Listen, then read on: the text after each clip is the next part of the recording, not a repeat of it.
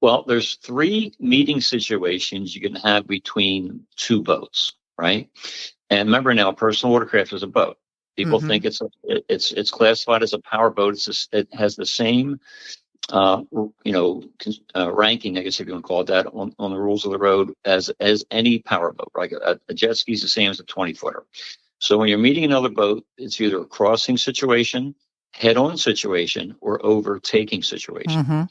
So that's something to note. And so if a boat is you're crossing paths with another boat, and if there's a risk of collision, there's a standard in place where one boat is supposed to make a move and the other boat's supposed to not move.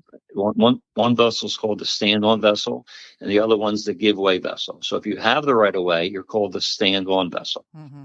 If you don't have the right of way, you give it away. You're the give-way vessel. You give it to somebody else.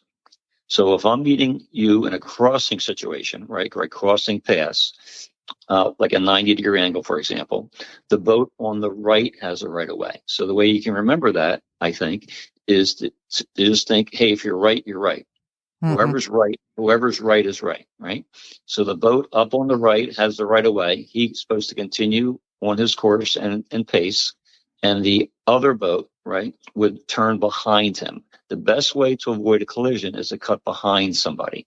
Just Mm-hmm. like if you're crossing the street and there's a truck coming and you think I can make it, well, maybe you're going to trip and fall and it may not be good, right? Mm-hmm. But if you cut behind that truck, there's no way he's going to hit you. You know what I mean? Mm-hmm. So if everybody cuts behind the other, if you cut behind that person, that's just a wise move.